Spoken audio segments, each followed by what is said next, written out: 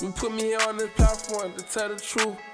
Speak to me when I be speaking to the youth. Yo, welcome to the Question Mindset Podcast, home for building a 6, 7, 8 multi-figure mindset through the power of a question. I'm your host, Olivier, or better known as Oliver J. Darcis. Now, I have a very powerful young man here today. I'm learning new things about him even as we speak. If I'm being honest with you, I first met him as at this networking event, and he is a personal branding strategist. And I'm just now finding out that he has been and touched into different industries, from being a music producer, from what I saw on his page, to being a well-established photographer. You name it, he's pretty much done anything in the book, everything in the book. Now, I want to introduce you, Barian. Barian, how you doing today? First, thanks for the intro. I'm happy to be here. But thank you, man. I appreciate this, man. I'm excited to see what we're gonna talk about. Definitely. I do wear a lot of hats. It's tough to juggle them all, but I think that's what got me into the personal branding space. Is like, how do I, even though I do all of these things, what's the one I need to be known by? Okay. And that was the personal branding strategy. Okay, definitely. I want to dive deep on that, but before we get into, the basic shit that everybody does, who are you, what do you do, things like that, I want people to understand the concept of who you are. And I usually start with one question, but today I want to do 3 questions. Let's do it. First off, I'm a foodie. I like food. Everybody knows that. Everybody's watching. Okay. Everybody's going to know that. So I want to know, what is your favorite food? Seafood. Seafood? What type of seafood? Blue crab, shrimp, salmon, and lobster tail. I don't like lobster claw. I'm big on the tail only. Gotcha. Yeah, for me, it's lobster only. My favorite is French toast, but seafood, you can have seafood. Okay. I'm not a seafood guy, but I'll give that to you. The second question is, what was your first job? My first job is, I'm going to make it sound fancy and then I'm going to break it down what it really was. I was parcel pickup supervisor at the grocery store. In layman's terms, I returned the carts to the cart rack.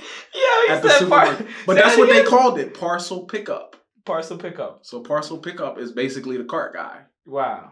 Fill up the carts, and when they go all out in the parking lot, you bring them back and keep. That was my job, bro. Wow. Parcel, best job I've ever had. One of the best. Really? Because my manager of the supermarket was so cool. He would say, Baron, as long as this cart's up front, I don't care what you do. Just make sure nobody's ever looking for a cart. So I'd go to Wendy's, go get his lunch. He always let me keep the change. So I would just be like, yo, I'd be in my car. I had a little PlayStation in my car. So I was just outside. I could just be in my car and I'm like, oh, snap, let me pause this game. Cart's getting low. Go do my thing. But nobody bothered me in the store. You made sure everything I was just stopped. made sure that was it. Best job. So what was your biggest lesson in that job? My biggest lesson is, it didn't matter what the weather was. I had to be out there in snow. I had to be out there. But as long as you was helping people, nobody looked at me as the cart guy. People looked at me like, oh man, this guy makes sure I get my groceries in the car. He comes, takes the cart for me. I don't got to take it to the rack. So I took the job serious because this is like my first job, really. So I'm like, yo, whatever I do to be the best parcel pickup guy, let's do it. Got cool with the general managers. And what I learned working there is, if you get cool with the people in the higher ups quick and they respect you, they can make a snap of a finger and change the situation. Really? So like, I got cool with the store manager. He's like, yo, Baron, let me know if you don't want to do parcel pickup no more. Like, flower shop pay more. And all you got to do is just go ring up people that want flowers and balloons or whatever. Wow. And I'm like, huh. So that's like a little intro to like how important relationships are. Okay. When you're trying to get to the next level. It's not really about the money all the time. It's like the right relationship could change everything. Yeah. So it taught you relationship building, and it taught you that, no matter what, no matter what the weather was, you had to do what you had to do. 100%. 100%. I like that. I'm out there with mittens, bubble coat, earmuffs, because I'm from Delaware.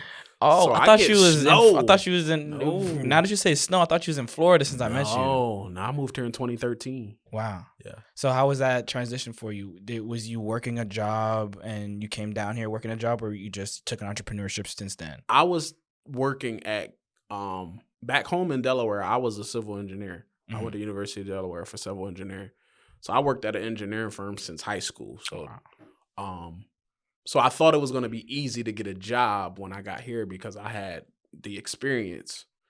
And when I moved here, That wasn't the nobody case. was hiring. So I didn't know what I was going to do when I got here. I came here with a car full of sneakers and a laptop, bro.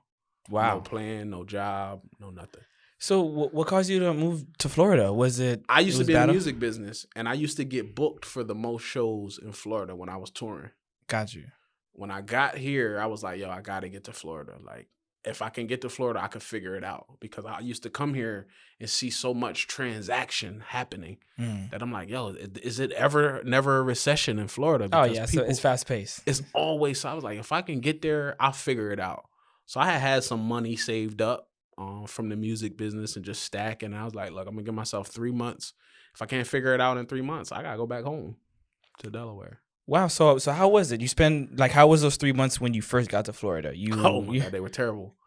So my mindset was still messed up because I was still making sure I got the new Jordan releases.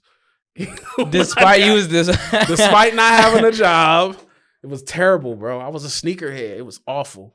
So when I got here, I was still had a plug in Florida to get my Jordan, so I didn't have to wait online.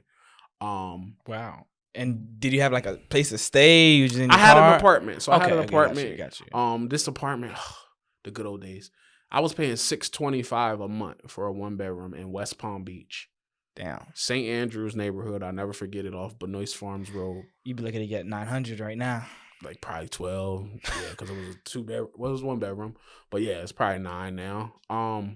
What I learned coming here though is I was going to the library every day because I didn't have internet in my apartment. So I would go there to try to find a job. I was on monster.com, snag a job, Indeed, and I would go to the library every day. But if you know the library in West Palm Beach, downtown City Place, you always have to pay for parking. And I'm like, yo, I'm coming here every West Palm day. Beach, you have to pay. Wow, that's crazy. You got to pay for parking downtown to go to that library. Oh, because it was downtown West Palm. It wasn't in the city. It was out west. So I'm like, man, it's costing me money every day to come to the library. And this lady in the library, Shirley, I never forget her. She was like, Baron, I notice you come here every day. You get on the computer. What are you doing? I'm like, I'm looking for a job. Y'all hiring here? And she's like, no, but she's like, I have a suggestion for you. There's another library about 2 miles down the road off Military Trail. They have a parking lot there, and you won't have to pay for parking. Wow, so she was looking out. She hooked me up, bro. So I was like, bet.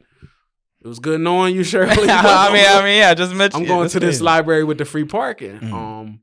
So go ahead. So you was a music producer. You was I don't want to cut you off because I know you was getting to the gym because I want to get into you was a music producer. You was still going to the library day in and day out while you was producing music. So I actually was a signed rapper. I Wow. got signed at 18 to Epic Records. Wow. Then I got signed at 21 to Universal Music Group. After my Universal situation, I had a couple other deals on the table. I had a Grand Hustle deal with T.I. And then Tyga started his own label, Last Kings. So when I was transitioning out of music, once I turned 30, I was like, I'm done. I don't want to do music no more. Oh, so you did music from 18 to 30. Wow. So my fan base had been watching me all of this time, waiting to finally put an album out. But I had no album? No album. 10 mixtapes for free. And I had never had an album in stores. So I was just like, look, by the time I turn 30, if this don't work out with Tyga's label, I'm going to put it out independently. And once I get that out, I'm done with music from being the artist. I'll just produce and be behind the scenes. Wow. So when I moved here, I had just finished my last tour. I had a tour called Ciroc Life. So I was sponsored by Ciroc and everything at all my shows. That's not bad. I'm learning new things. Yeah, man. The music business taught me a lot about regular business. But it was just you know what? I'm going to put this album out. These people been waiting since I was 18 to finally... I had records on the radio and stuff like that, but I never had a full body of work that was in stores like an album. So I was like, yo, I got to do it. I'm going to just take this money I got and I'm going to bet it on myself. I put the album out. The album is called Better Than Good. We did 40,000 copies. But because I put it out independently, I got most of the money. That's good. Yeah, I get for every album was like $9.99, so I was getting $7.99 for every album times 40,000. Yeah. Versus if I'd have put that same 40,000 out from the record label, I would have got a dime per album. Wow, they You feel wow, me? them boys taxing. That wow. So so I'm like, you know what? I went to Florida. I was finishing up my last tour. The album finally came out, and it was just like a pressure off of me. Like, you know what? I'm just gonna figure out something different here. I'm in Florida. I got here, but I couldn't find a job. And that's when he's in the library. That's when I'm in the library because I'm like, yo, music don't pay like people. I'm still probably in debt from investing in my music career. $150K, bro. Damn. And equipment, promo vans, like, you know, I had all of that because I used to tour. So I just had the van with my big face on it that we used to tour with. Like, money was spent to be a rapper, bro. Yeah, most people think it's just I'm gonna just get signed, I'm gonna get the money, and that's it. My first deal was with Epic Records. It was for one album. My complete deal was $250,000 for one album. But they didn't even put out an album. They never put out an album. They gave me a $50,000 signing bonus. The signing bonus was all I'm able to spend. Mm-hmm. What people don't know is that $250,000, that's the budget to create the album. Really? So what people don't know is, like, when you get these big deals from the record label, that's a loan that you have to pay back. Well, I thought it was you got the money and that was your money, and you had to pay the producing, you had to do what, but I didn't know that's everything. Wow. So that's why you see budget. artists get signed. They spend the budget before the album is done, and it never comes out, and they just be on the shelf of a label for all of those years because they never paid the money back. Damn. So for me, I was a little smart. I never touched the $250,000 that Epic gave me for the album. I had my own studio. I had bought all my own equipment. I produced my own records. I engineered my own records. That's good. So when the A&R who signed me got fired, they was like, Baron, you know what? You free to go. You didn't spend none of the budget. You free to go. We going in a different direction. We're not doing hip hop. We're going to just focus on pop. That's what we know. Cat DeLuna, Sean Kingston was the big artist at the time on Epic Records when I was there. And I was like, okay, cool. So I got to keep the $50,000, paid my college loan off. I owed like $32,000 to University of Delaware, paid them off, walked away with no problems. That's crazy. But that's the part of the music business that nobody knows is it's a business. Yeah. These is loans that people get. You thought hear it was somebody just got cold hard signed cash. for $1 million, they owe $1 million. And until that label gets their money back, you in the rears. And don't they get taxed on that too? Of course. That's you gotta pay taxes and you gotta pay. Bro. You know what? So that's crazy. So describe how that transition was for you when you went through this journey in music to now shifting everything to being a personal branding strategist along with the other industries that you was in. So I got my first job when I got to Florida, October 17th, 2013. Wait, you got your first what in Florida? First job. Got you. So this is after I got here September 7th, 2013. From September 7th to October 18th, it's me every day going to the library trying to find a job. Got you. I get picked up by a window company doing hurricane impact windows. Mm-hmm. They're like, oh, we just need you to do permits down at the city for windows. I'm like, cool, I could do it. I was at that company for 6 years. I just left there in 2018. Really? So that's recent. I blew up the residential department. I blew up the commercial division department. And I'm just like, yo, man, but I'm only still making $60,000 a year. But I know this company's making $11 million a year. Yeah, they didn't even take care of you. Yeah. No. So when I got there, they was doing maybe $2 or $3 million. And I'm like looking at all of the stuff I'm implementing and helping grow. I'm like treating the company like it's mine because I want it. The better it do, maybe that's gonna fall back on me. Yeah, I mean that's how everybody thinks when it comes to joining like, corporate. Yeah. I go to the guy. I'm like, yo, so what I gotta do to make more money? Like this $60,000 ain't go far here. Yeah. And he's like, oh, sell more windows. And I'm like, so what's the next position after my position? And they like, oh, you can't go no higher. Like you was the director. So the next position is me, the owner. So I'm like, so do y'all offer some kind of shares, like for what I've been implementing? That's smart that you was asking those type of questions. And they laughed at me. Wow. So I was like, okay, cool. Well, you could consider this my last This is my 2-week notice. I'm out. Because I was doing my marketing thing on the side on the weekends and I was making 60 grand. So it's like, nah, bro. You can't 60 grand me for the rest of my life. I'm out. Mhm. There's my notice. And I'll just focus on my marketing thing. The tough part was this is at 2018. I was doing great marketing all the way up to 2019 and COVID hit.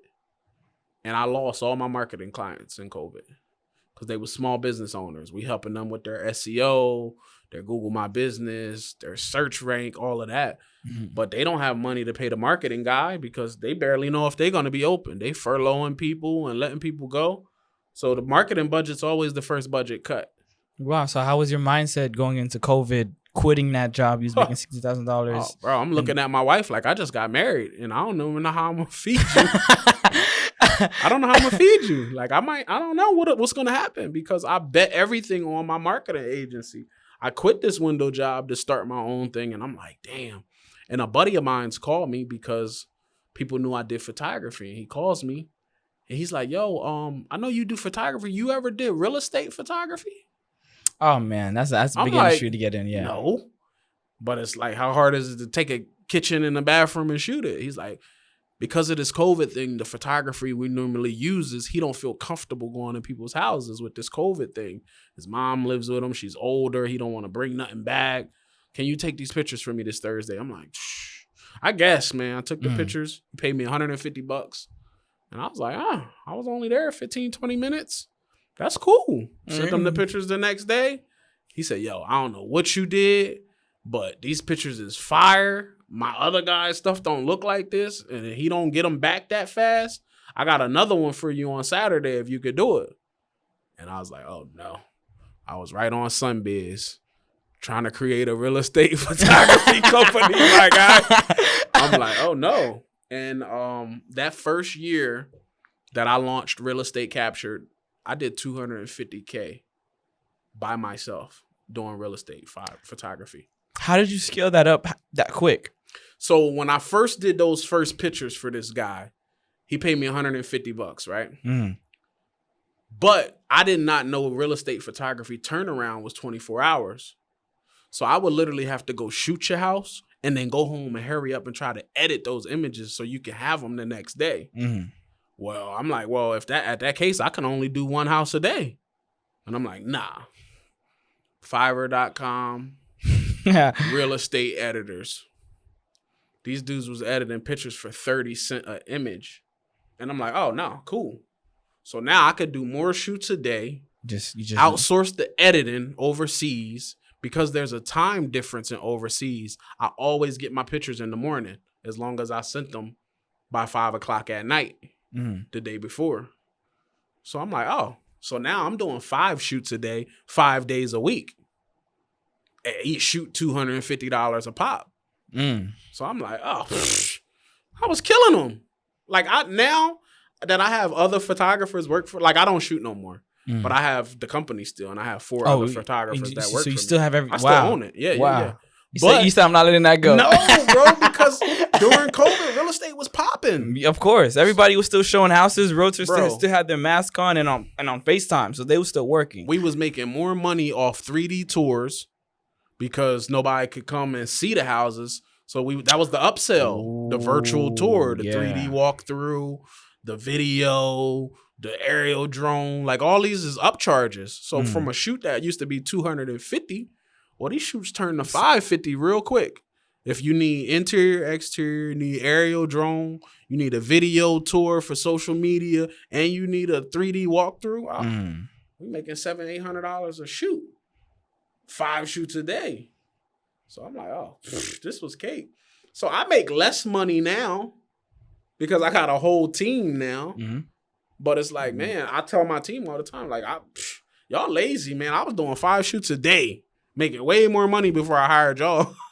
Dang, but that's what kept me afloat during COVID. And that was just a pivot that God just blessed me with, bro. So what happened after that? when you started hiring the people, when you started delegating certain things, was at the point when you said, hey, let me create that one thing. I don't want it to be real estate photography. Let's let it be personal branding. Was that moment, or was there something else happen for you to decide personal branding strategy was the personal brand that you want to create for yourself? So personal branding never was the goal. The goal was just to grow me, because I was in this entrepreneurship space. To grow you. So when I was looking at other people that was in the entrepreneurship space, the Grant Cardones, the Gary V's, the Ty Lopez, the Ed Milet's, and Dan Locke, all of these guys in entrepreneurship, I'm like, man, how are these guys so massive? Their brands are massive. Like, people know them. Their content's everywhere. And I just started reverse engineering all of them. So I was like, oh, okay, they wrote a book. I need to write a book. Oh, okay. They started doing articles on these other people's publications, writing for the New York Post, writing for Yahoo Finance as a thought leader in the space that they were in. I'm like, all right, I need to get contributor accounts and start adding my sauce to these things. And I would just reach out and say, hey, man, I want to be a contributing writer to Forbes or Entrepreneur. And they would give me access to write my own articles on these big platforms. So I just basically seen what all those other big guys was doing. And I'm like, oh, so this is what happens. This is how you get Googleable. This is how you build this personal brand. I didn't do nothing special. I just didn't have the money to hire a PR agency to do it for me. Because I've reached out to the PR agencies. I'm like, look, I need to be on Forbes, Entrepreneur, this, and this. And they're like, all right, man, 30,000. Wow. So you pretty much reverse engineered them on how they became so big, and you just started hitting up those publicators and just that was the shortcut. And you made articles about yourself? No. So okay. I want to understand. No, I didn't write articles about myself. What that did for me, it almost put me in the space of like I was a journalist. Okay. So as me being a journalist, okay, now if I need to do PR for myself, I see what the PR agencies are pitching me as a journalist now. So I just use their same pitches that they was pitching to me, and I would pitch myself to other journalists. I was the journalist. So if I'm writing for New York Weekly, I'm writing for Yahoo Finance as a contributor. Well, people are like, oh, this guy writes on these platforms. I want to pitch my client to him. So I was seeing the format of how you pitch from these people. So I'm like, oh, why don't I take how they did this pitch to me and I'll go pitch myself to some journalists. Wow. And then they made those articles about that you. was it. And so it was just like what I call DIY PR. I tell my PR clients all the time, you don't need my agency to do PR. You right now can do your own PR. So how does that work? Like, what is the flow? Do you talk to those publicators and do the same thing in the same format, or is it different nowadays? So like I tell people, the PR game is all relationship based. You build a relationship with a journalist, or you actually have a really good story that people really want to know about and can resonate. And it's a story of resiliency and overcoming some trauma or whatever. If it's a good story, a journalist will write about it. You just have to pitch it properly because they get 1,000 pitches a day. So what's going to make your pitch stand out from the other 100? Got you, because I've seen people pay those journalists to make articles about them, and sometimes it's not captivating, sometimes it is. So did you have to pay for those, or was it so captivating it was like, you know what, let me write about you, let me get it out there? They wasn't captivating. I paid some people. I'm honest to say that. Got you. What I would say is, when I paid some of the right people at the right publications, it was easier to get everybody else. So I started with publications that had some weight to them and some top tier publications, so that if I pitched to anything else, I could say, oh, I was already featured here. And it's like, oh, okay, well, that's a reputable source. So if he was featured there, we'll do something on him, because now we'll just add that to his resume. Was it like Forbes, or was it more local publications? So there was an article that came out that I did not pay for that happened in I believe it was Yahoo. And Yahoo put out an article of the top entrepreneurs in digital marketing that you should look out for in 2020. And I was speaking on a lot of stages about how I was able to build my own brand, doing my own PR, basically. So I was like ranked number 4 out of like that list. And that article really changed a lot for me, as far as, because that wasn't a paid article. That was just like, hey, we've been seeing your content. We've been seeing you speaking. Your name is kind of being mentioned among some of the people that's higher on the list than you, that y'all kind of in the same circle. So we would love to include you on this list. I'm like, oh, let's do it. So that was probably one of the bigger ones. But I tell people, like, if anybody's going to lie to you and say that PR is not pay to play, they're lying. And I'm comfortable saying that as an owner of a PR agency. It's pay to play. Pay to play. It's pay to play. Either you're going to pay me to get you there, or you're going to pay to get yourself there. But if you're hiring me as a PR agency, if you come to me and say, Baron, I want you to get me featured in Forbes, and I tell you, look, this is my retainer, or this is my cause for Forbes, whether you pay Forbes or you pay me, somebody got paid. That's true. And that's the part that I don't think people understand. It's a pay-to-play game. People think because they see Kim Kardashian and all of these people on these top magazines, trust me, somebody got paid for them to be there. People in the PR space not going to talk like this, because they're going to say, oh, no, that was earned media. That was earned. She already has a name. She has a name for herself. Yeah. But if you her PR agency, I'm sure she pays you, don't she? Yeah. And she's paying you because you have the relationships to get what she needs.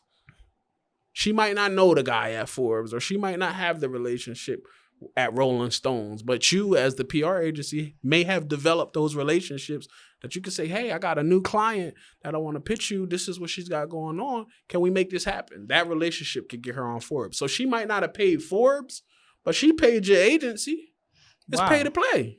Wow. So what's the big difference between PR and, like, personal branding and business branding? So, like, my PR agency right now, I would say we specialize in the person. Got you. Right? So I have people all the time like, hey, man, I got this new skincare line. Can you do PR for my skincare brand? And I'm like, I turn a lot down, because I'm like, I don't care about your brand, but why did you make the brand? I want to tell your story. I don't care about the product. I care about the person that created the product. There are some PR agencies that just focus on the product. They don't care who own it, who the inventor is. They product PR. It's pushing that out. I care about the people. Gotcha. Because people going to resonate with the person before the product. So what's the steps in establishing, like, an effective, like, a good public eye when it comes to your personal branding? Like, is it, you mentioned, getting publications, getting your story out there. What's next after that? Is it just dropping content and just value on what you do and things like that, or? So I say people, there's a such thing as earned media. And I give you an example. Cat Williams' interview, he probably didn't even need a PR agency, because that interview just got picked up by so many people because of his virality, right? That's what we call earned media. Nobody got paid. This is just what was trending, that people started just writing about it just because it was hot at the time. Yeah. Paid media is kind of what we just talked about, right? So I tell people you need to have a balance of earned media, paid media, and owned media. Owned media is what you own. So you should, how you pronounce your last name? Olivier. Oh, no, Darcis. Darcis. Yeah. Oliver or OlivierDarcis.com should have its own blog where you own the content that comes out there. That is where you tell, this is who I am, this is what I do, this is how I help, and this is how you get a hold of me. That's the call to action. That's your owned media. And people lack on the owned media aspect, because that's what helps with your searchability. That's what Google's looking for your ranking, is the actual shite of you, the person. So that website and just all that in one. Correct. Gotcha. That's home base. And then whatever people base, yeah. do, when they come to your home, well, you let them pick which room they want to go into. Some people be in the kitchen, some people be in the living room, but you got to have home for them to navigate to. Ooh, like myself, like, or yourself, like you have photography, you have all these different things. All those are on that hub. That's on the hub. It's like, yo, what do you want to do? What you looking for? Oh, you like TikTok? Well, go to the BaronMcQueen.com and you can go get some TikTok content. Oh, you're a YouTube person. But if you go on BaronMcQueen.com, YouTube's there. Oh, you like the gram? Grab's there. But this is home base because Google needs to see home base. It's the reason BaronMcQueen.com is owned by me. I control what comes out of there. So that's why when you Google your name, like I saw you come up like an icon, like as if you was an actor. Like I saw that and you showed me that. I was like, yo, panel. that's crazy. That's the Google Knowledge panel. My Google Knowledge panel pulls from Google crawling the internet looking for stuff about me. Also, not anybody can just get it by putting up a request in, kind of like how Instagram was back then to get verified. No. Wow. So you have to have these articles. You have to have all these things. Wow. There's no way around it. You got to do the work. Is it a certain number of articles and then that owned home base that you have to have in order to get that Google publication? Or so I'm going to tell you something that I ain't never told on nobody's podcast. This is an exclusive. I appreciate that. When I was working on my personal brand, the biggest thing about personal branding was that blue check. Yeah. That verification check, right? Because I was in the space of understanding how press and PR and all of these things work, press was a big part of getting that blue check, right? The problem was nobody knew what press they needed and how many.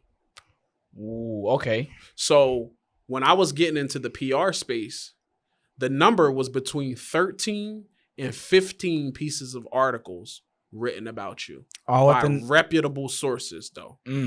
Was it within a certain frame of time? Like, what if all of those was in a year? In a year. So say if those was all in the span of a month, could you then get that Google publication or that verified check like how it was back then? So or no? You could submit to get verified always. You've always been able to submit it. Yeah. Nobody ever got approved when they submitted. And we're talking just Google now because I know we're just talking Instagram right now. I thought Instagram you have to pay for it right now. Yeah. But back then, before they had this subscription where you can buy the blue check, and now everybody got one. Yeah. You had to submit to get it.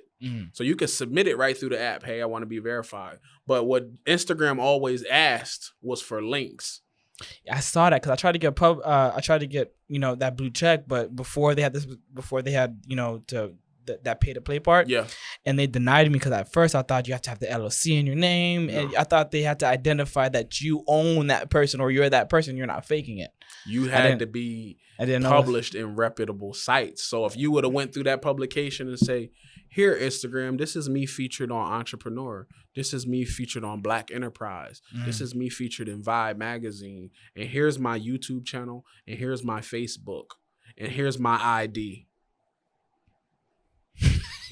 And that's it. That was it. Man, I put my LLC document all over there. That's just LLC. I did all.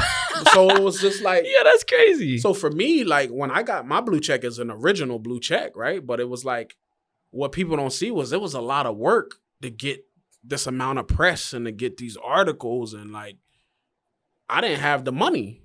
So what people see now online, bro, this is 5 years worth of work. This is from 2018 to now. And I'm just now seeing, okay, this is like, I'm getting on stages, people recognizing the brand. And so I think that's why I'm in this personal branding space now, because I was the case study. So when somebody asks me, Baron, can you help me with my personal? Well, yeah, I've done it for me. Yeah. Everybody in this entrepreneurship space is selling information, but nobody did the work. They get access to some information and now they're an expert. That's why I took expert out of my bio.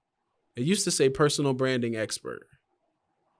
You don't know how big that is, because everybody can just, like, a homeless person can give them this amazing quote. They would preach it like it was theirs. Bro. And it happens the same way. People are making businesses of teaching people how to make businesses, but they never had a business. What they're doing there is the only business they ever That's the business. My business is selling you how to make a business. That's the world we live in. Everybody has a course. Everybody has all of these things. And it's like, yo, if business was really good at what you was doing, yeah, that's cool. If you have a product or a service or a course, that's cool. But most of the people make more money off the course than actually what the course is about. Say that again? You said most people make money off of the course? Off the course, right? Say I'm a real estate expert. Yeah. Well, I probably make more money selling my real estate information in a course than I actually sell houses out here. Wow. Why? Wow. Why I'm going to be dealing with a buyer? I got to show him 25 houses just to make $5,000 over the next 3 months Like if I could sell a course teaching you how to get into real estate. That's what we're into. That's what this game is now. Yeah, that's how it is now. This is how everybody want to do this passive income thing. Like, oh, I'm going to make a course and I'm going to have a digital product and I'm going to have a this. And it's like, yo, just do good business. Build your business up big enough to sell it. I want to sell all my businesses once I'm done. I ain't trying to do this forever. I'm trying to be in Bali, Indonesia, feet in the sand, chilling. That's your wife and Out of your there, family? bro. Like, I'm over the like I do well, but I'm not where I want to be. But I got some massive goals and I'm going to hit them. But I can't. That's the part of entrepreneurship that they think this don't stop. Like, when is enough enough? Like, what amount of money is enough? And you're asking me that genuinely? Yeah. Like, how much I need to make a year or have What's on the your side? I'll give you an example. I've never made $1 million. I can be honest and say that I've never made $1 million. $1 million was never my goal. The goal was 10 million. Because I told myself if I can hit 10 million, $1 million will be easy. If 10 is the goal. But then at what point is enough money enough? Yeah. Most people don't know what that number is. I don't have enough. Like, rich to me is I don't go to the grocery store and I don't look at the price. That's my version of rich. I live very comfortable. I own my house. I own my cars. I get to wake up every morning and do whatever I want. That's rich to me. That's respect. It's not a dollar amount. You own your time and you don't have to work to just be comfortable. Yo, because the entrepreneurship thing, these people think they're going to quit their job and they're going to do entrepreneurship and going to work less. No, it's 20. You actually work more. Like, come on. I made my first transition to working full-time 2021 and I made a full year 2022 and I made a full year at the end of 2023 and I worked the most I ever did working a W-2 job. Yeah. And don't get me wrong, I enjoyed it. I enjoyed the lessons that I learned, but yeah, I had to work more. Yeah. My thing is this. If you're thinking about hiring a mentor or you're thinking about getting a coach, for 2024, I tell people this is the year of the receipt. Before you ask somebody to coach you and mentor you, ask to see their bank account. And if they ain't comfortable enough showing you that bank account, they a fraud. Simple as that. You want to do business with me? Show me the money you make. Don't show me no screenshots of no analytics, some insights. Open up your checking account and let's see what's in there. Let me see how much you make a week or a month or whatever. And then if the numbers match, you could be my mentor. Most people not going to be vulnerable enough to show you that because everybody's frauding. So for me, this the year of the receipts. I got to see it. You want me to invest in stocks? Show me what you made in stocks. Let's see it. Right now. Right now. Open it up. Don't send me no screen grab later. I'm right here. Show me what you made. Most people not going to do it, bro, because everybody's capping, bro. We live in an era of lifestyle marketing. With the right car, in the right penthouse, in the right Airbnb, at the right somebody time of can day. look like they got it all figured out, bro. That's real. The year of the receipt, bro. So the next time somebody pitch you, ask them to pull out the receipt. Let me see some invoices you sent this week that have been paid. Yeah, that's true. That's true. I can't cap, bro, because what I've noticed, the further I go up this entrepreneurship ladder and the more of these stages I'm on, backstage with some big people, bro, they all frauds. All of them. It's all a performance. It's WWE out here. Like, I'm going backstage and I'm like fans of some of these people. And the more I'm getting up this ladder, I'm like, oh, this is why they say don't meet your idols type stuff, because it's like, yo, it's a fraud. They frauds, bro. I'm literally backstage. I'm not going to say his name. I spoke before this gentleman, and this gentleman got a big audience. Speak all the time. He's punching himself in the face backstage. I'm like, got my cameraman with me. He's like, oh, what's up with that guy? I'm like, I don't know. And then I look over there, and another guy, he's just jumping in place. And I'm like, and here I am. I'm just looking where's catering. Like, I'm like, but it's like all of this stuff going on in the green room, and we're all going to go speak at this conference. And I'm like, this is a circus. This guy is trying to hype himself up because that's not really him. So he's punching himself in the face backstage to get ready to go out on stage. This guy is memorizing his cue cards, before he go on stage and doing jumping jacks and a lady got to be massaged. It's the stuff that goes on behind the scenes of a business conference or any of these summits. I've been on all these big stages, bro. It's smoke and mirrors. Everybody's playing a role. Nobody's them when they touch the stage. Wow. Nobody's them. So would you say that's the biggest mistake everybody's making now when it comes to personal representation? Because they're frauding and I tell people that you'll be the most successful when your personal brand matches your personal life. If the stuff you do in your personal life is the same as what you're doing on camera, you'll have the most success. When people see me, this not an act. This not nothing I turn on when the cameras come on. This just me. So when I go on stage, I never prepare. I don't have a speech I've been working on all week because that's not how I operate. I operate off energy. So something in the room might have changed the whole direction of what I was going to talk about. But because I don't write nothing down, I can go that direction. I'm not limited to the speech I've been practicing all week. It's like, nah, I need to have the audience engage with what I'm doing. I like that you said that because my spiritual father talked about this thing when it comes to anointing. Mm-hmm. Because, and you're saying the same thing, how you're able to flow whenever you're on the stage because that's within you. That's something that 100%. You developed through those 5 years of going through the journey that you did, that you just mentioned. And most of the people are frauding because they didn't care to go through that journey. They just wanted to be a fraud from the beginning, and they wanted to put that out in that way. And the example that he gave was like those people, they were just trying to flow through their anointing upon. They only have that when they're in the moment, when they're there, and they practice it to be like that when they're there. But they don't have no anointing within. So when they're gone from that stage, they're the same person on the stage and off the stage. Yeah. So most people don't go through that journey to work on themselves, work on the anointing within to be where you are today, where you can flow and not have a script. You can flow and not have all these things. Let me be clear. This is all God given, bro. I like that. I'm not taking no credit for none of his work. I'm guilty of getting in God's way a lot. When I just get out the way and just let him work, I'm good. Because we think we can fix the problem. And it's like, well, I'm in God's way. Let me step aside and let you do what you do. We get in God's way a lot. And I'm not. So I think I have some divine anointing that when I get on stage, maybe the spirit leads me where it's supposed to go. I feel like I have that. Amen. Some kind of discernment to just understand that. And I don't take credit for that. Amen. That's all God for me. That's why I'll be like, what I see with the stages is like, I've always had this question, right? If you are in ministry, right? To me, I feel like you're somebody who's God anointed, God appointed, right? You in a pulpit, you're leading, right? So I never understood seminary school. Like when people study to be pastors. I don't get that part because it's like, was you God anointed or did you pass the class and now you can go lead people?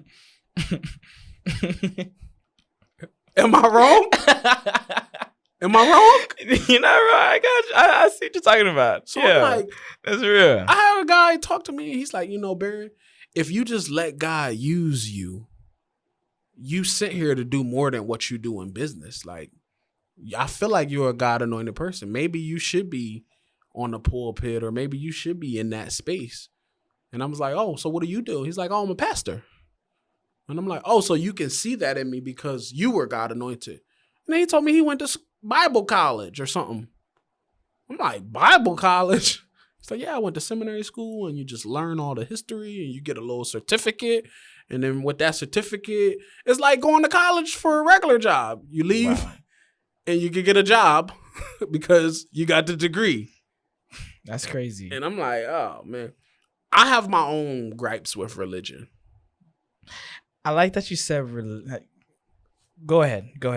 My gripe with religion is that the perspective that I get from religion is when man gets involved, things get confusing. Mm-hmm. So all my life, I grew up Baptist. Really? Yes. I asked too many questions because I was an inquisitive kid. Mom, why are we Baptists? And the answers I would always get didn't make sense to me. She's like, oh, well, your grandma was Baptist. And her mom was Baptist. And I'm like, well, did anybody think to try something else? And you asked your mom that? Ask my mom this question. She didn't slap you? No. Oh, wow. She's okay. like, okay, that's new. She's like, that's a good question. I was like, but can we live life just doing what's comfortable and nobody never asks questions? Like my wife, she grew up Jehovah's Witness. And I was like, you know, we have conversations about like, we're going to have children one day. And what do we do with our children? Like, do they be Baptist? And I'm like, yo, if you look at religion, I can't do no religion that just came out in 1970, first of all. Let's start there. Jehovah's Witness is new. That's man-made. And the thing with religion is like, all somebody has to do is like something about a religion, but tweak it a little bit to fit their lifestyle, and they make a new religion. That's true. And it's like a brand at that point. Right? So for me, it's like, nobody ever answered my questions in the Bible is why I had an issue with religion until I read the Bible for myself. And I look at Baptist and Pentecostal and Episcopalian and Jehovah's Witness and Muslim and all of this. And when I read the book, the Bible just said, be holy. It didn't say be Baptist. Yeah. It didn't say be Christian. It didn't say be this. I'm like, oh, just be holy. Mm-hmm. That's what I live by. Yeah. Holy, working on a relationship. If you ain't got nothing to do with holiness, I can't subscribe. But I had to do my own search doing that. Yeah. Nobody taught me that. And my mom was like, man, you know, I used to think you was just a problem child, just like wanted to ask these questions about religion. I'm like, no, but shame on y'all for never asking no questions. And shame on y'all for being in churches where the pastor who was leading couldn't answer your questions. See, and that's one of the problems that people are going through today, where they have a pastor that can't answer their questions, let alone even speak to them. Bro, they just told me Steve Harvey is starting his own religion called Chrislam. A combination of Islam and Christian. And this is where it's like, this is why I don't go to nobody's church. This is why I just read the word. Steve Harvey? Chrislam. With Steve Harvey? Yes, Steve Harvey is starting his own religion called Chrislam. It's a mixture of Christian and Islam. I'll send you the video. It's going too far. Wow. When I see TD Jakes letting Tyler Perry come put hands on people, I'm like, come on. Yeah. Come on. Like, and then I see TD Jakes pop up in Tyler Perry's new movie. I'm like, oh, this is crazy to me. This is my issue with religion, bro. Wow. That's why I'm like, the whole mega church thing is crazy to me. There's a pastor that I follow. Mm-hmm. His name is Geno Jennings. I've been following Geno Jennings since I was 12. Really? That's 12 years old. People thought I was crazy following this guy. His message was so raw and so authentic that I was just glued to the TV as a kid to this guy. And I'm just like, I never heard a pastor speak like this. And I just was, and my mom was like, you better stop watching that Geno Jennings. He don't believe in the Trinity. And she just started going, but everything he started saying, he could back up with scripture. He would bring the Muslims up. He would bring all of these different religions to come and debate. Really? And he would just always go right to the scripture. He didn't put his own twist on the scripture. He didn't change a word, nothing. He got a book. His Bible is called, it's like the Holy Scripts. So it's got like books of the Bible that nobody even seen from the original Holy Scripts, right? There is books that's missing. Yeah. So I'm like, until I can find a church that preach like that guy, I will never join nobody's church. He's in Philadelphia, but I would never join nobody's church. That's real. And I can say I had the same journey where I always, because I grew up and my family was Catholic. Okay. But right now I go to non-denomination church where all we do is just focus on relationship with God and actually, like you said, being holy and just bringing that part out of you, understanding who you are, understanding the mistakes you made, understanding all these things. And it wasn't until I found the church that I'm at right now where my pastor, I can relate to him. Okay. He can talk to me and he can answer my questions about the Bible and about the real about the real world. Yeah. I learned so much about what it is being a man, having a family, marriage, relationships, business, all that everything. And he backed it up with scripture. He backed it up with just his raw wisdom and just who he is. So I definitely feel you when it comes to, finding other churches or all that's that tough, mess. bro. It's a big mess. I've out tried there. them all. I read the Quran twice. Like Really? I was just an inquisitive kid, bro. I need to know why nobody can't answer my questions. Because a lot of the stuff that I read in the Quran made perfect sense. But I just didn't like this Muhammad stuff. Yeah, the idol and stuff. Yeah. It's like, that's like, yeah, I like Michael Jackson, but you know what I mean? Okay. Yeah. So like, come on. I'm not gonna worship Michael Jackson. Yeah, come on, man. So that's the thing that just threw me off. But it was just like nobody never asked no questions. And I'm like, man, I'll always ask questions. And when nobody can answer the question, I would tell my mom as a kid, this ain't the right church for us. And she was like, what? It's like, nah, Pastor Bullock that's not the right church for us. She's like, Baron, you've been saying that for the last 7 churches we went to. Well, they all wrong. I go to these pastors and I always ask them these questions. And if they can't answer them, we're not in the right place. God ain't nowhere near that building. Do you wait. God ain't nowhere near that building. Oh man! So do you ask the same question, or is it like? Well, now I'm so older now that I'm a little more wiser. That it's just like, you know what? I'll just build my own relationship with Christ, and I don't need to. Like, I love the part of like maybe fellowshipping with a group. Yeah. But I just haven't found a group that the message is what it needs to be, because I feel like every church now is fighting to be a mega church. That's the goal. It's like entrepreneurship, right? Yeah. It's like, oh man, we only got 200 members, but man, TD Jakes and Joel Osteen, look at these mega churches and they all on jets. It's the same thing in entrepreneurship. They all are a brand now. Yeah. And God done been removed. I'm like, TD Jakes got a speaking fee for God? They like, yeah, it's $30,000. And he got to have a trailer. He got to have a meal voucher. He can only be in 4 or 5-star hotels. Like, it's crazy. I'm like, for a pastor, I'd rather book Rick Ross. At those rates. That's wow. So pastors has become public figures that they are a brand now. TD Jakes is a brand. If you go on tdjakes.com, he probably running it like it's a nonprofit for tax purposes or whatever, but he's a brand. All of these big churches, they brands now. And it's like, but when was God second place? To the brand. Yeah, they just treated, wow, that's real. That's real. And hearing, new things about you, and seeing your page and everything, like I see that you're not faking anything on your page, man. Oh, bro. Yeah, man. I'm authentic, man, because I don't know. I love that. It's like, yo, how can I stand out in a room for everybody that do the same thing? How about just tell the truth?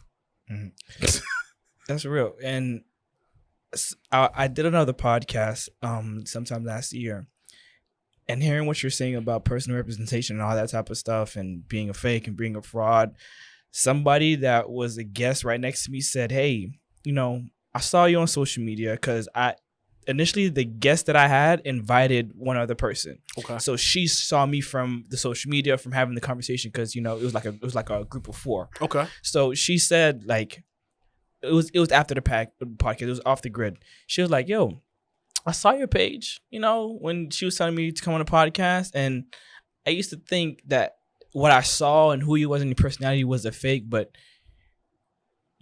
how bubbly you are on there is who you are in person. And she said that was one of the most the personal life, bro. Yeah. That's when you'll have the most success. But I didn't know how big that was, because, and you're saying how it should match the success, because I'm here. I'm being honest with you. I don't make the money that I want to make, that I want to be able to say that, hey, I can provide for my family. I can do that, because I still stay with my parents. I'm just 23, and I'm just taking things serious. And of course, I get in my own way when it comes to God doing his thing with me, and I'm learning my lessons. But what can you say to somebody like me who is being authentic, is being their real self, who wants to put out the genuine content out there, the valuable information to help somebody, but they're not seeing the success. Like what can you say to them? I use this analogy when people even get in any space and they say, yo, that space is so crowded. Why would anybody listen to me? Right? Yeah. And I always encourage people to go to the grocery store. And I tell them to go down the bread aisle and write down how many different breads you see in the bread aisle. There's a lot of them. And all of those people are still in business. You just got to find the person for your piece of bread. You can't serve everybody. You're not needed to serve everybody. But your authentic self is going to be the people you attract, because some people going to say, you know what? It may have took Oliver a little bit longer, but he didn't lose himself along the way. He was always him. He was always authentic, right? Because it's somebody that's battling with the fake it till you make it mentality and the authentic, because this way always looks better. But that's the shortcut. It don't last. Like what is you willing to sacrifice? Integrity, morals, and all of that to do the fake it till you make it mentality when you could just be you. It's less exhausting probably just being yourself. And you not backstage punching yourself in the face. You're not abusing yourself, trying to be something that you're not. I stand out on stage amongst some of the top speakers in the world because I just be up there being me. My grammar ain't the best. I'm not super eloquent when I speak and use big words, but when I get off stage, people lined up to meet me because I'm me. And they like, oh, that dude was real. I felt that. I'm not gonna lie, that's big. I felt that. Yo, my God. Because I spoke at at Florida Memorial. And I prepared a speech and I did that, and because I want to talk about vision and it was a public speaking class. I liked it and all, but I just didn't like the fact that, I could be thrown off because I didn't say one thing right and stuff like that. And I noticed that when it comes to doing this podcast, when I do certain things on the fly, when I write down certain questions, like now I'm to the point where I see myself walking into the space where, all right, I'm reading more. I changed my career. I'm actually working on being intentional every day and just having that clear vision and following it. Yeah, of course, you get distracted, stuff like that. Life. You feel me? But, I see the value in just, especially when it comes to, my mental health and everything, and just being me and just not being that guy like I'm punching myself. Yeah. Yeah, man. I like that. For me, it's like I have a podcast, right? And I get some big guests on there, and their agents or their managers always say, hey, Baron, can you send us a list of questions so I could prepare my client before he comes on I don't like that. show? Some people ask me that on my I don't like that. So I asked them, I said, can I ask you a more serious question? Have you ever watched my show? Because I don't do that. I don't know what we're going to talk about. Yeah. So you tell your client he want to come on my con, be prepared for anything. Because I don't prep my show. Wherever this conversation goes is where it was supposed to go. Yeah. I don't have no list of questions like, so here, I did my research here and then, why? This is just a conversation we happen to tape. Yeah. If I'm being honest, I had questions and I've learned and I've done the flow on freestyling and asking those questions. Didn't really like going down the list one by one. Yeah. Like other things, but I like preparing it just so I can have a direction and then kind of just forget it and just get in the moment like how I am now. And I love that. We was gonna go here, right? I love that. Like I didn't even know we was gonna go talk about God or anything like that. And I love that, man. It was meant to be. Yeah. Can't like question the direction. I like that. I like that. Go. I like that.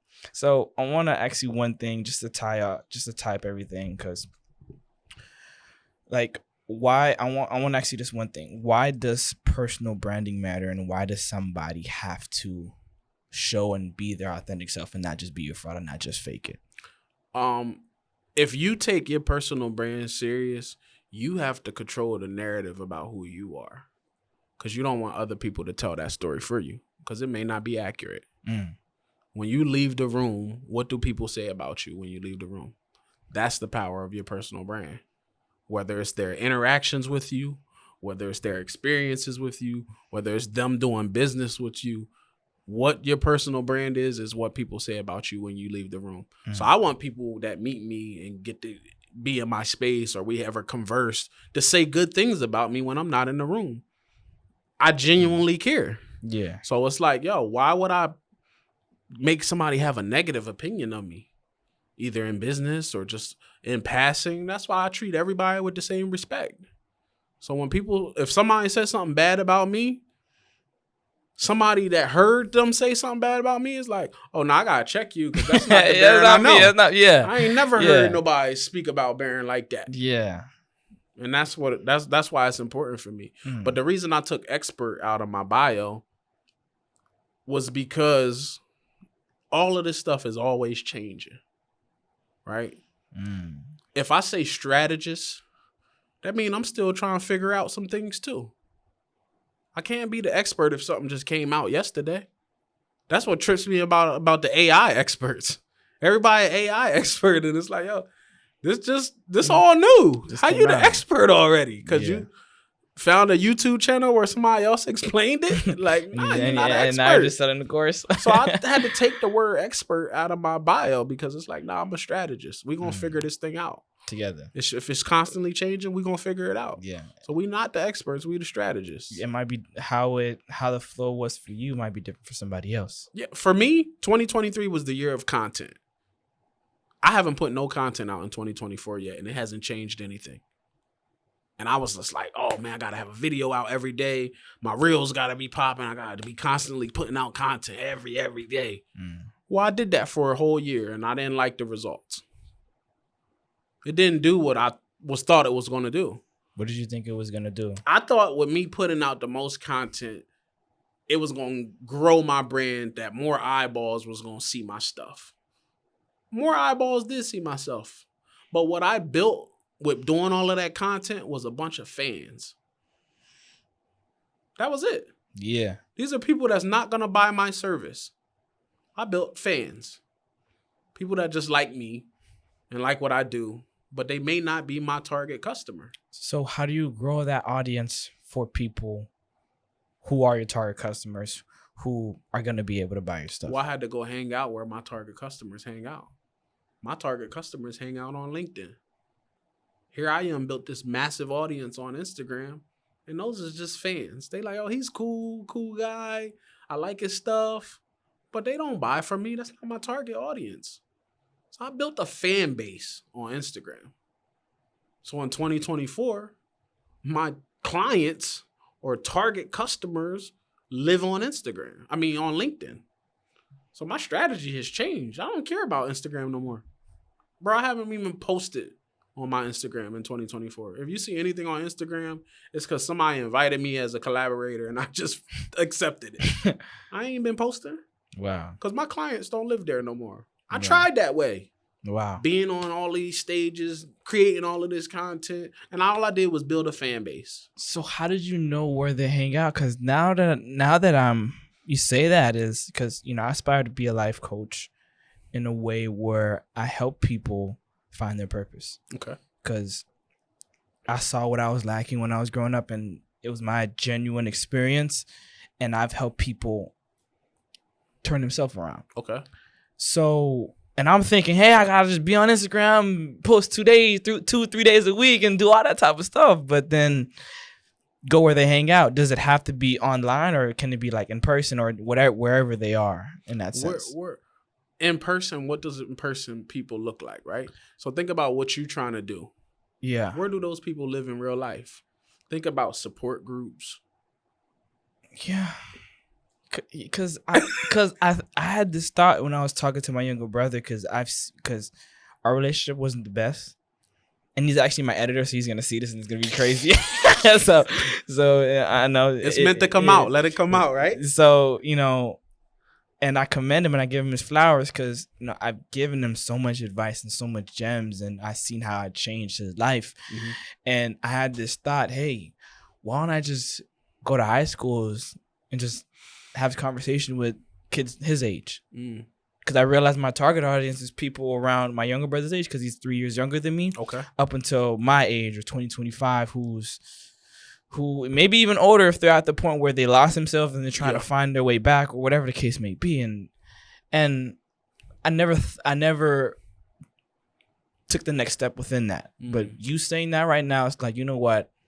Some kids out there that need to hear one of the things that I need to say, because that was a big factor for me, because when I was his age, it was a mentor or somebody around my age or a little older that gave me the gems that I needed for me to be a better person, for me to know what it was to be a man. Because I'm going to shout out Hernold Michelle. He has a nonprofit where I was there faithfully every Thursday just to learn. And I never did anything like that when I was growing up. Okay. I was an athlete. I was this, I was that. But because of what he was talking about, the questions that I came to him with and his answers, it caused me to be a better person. I want to be that for somebody else. So I like that you said that.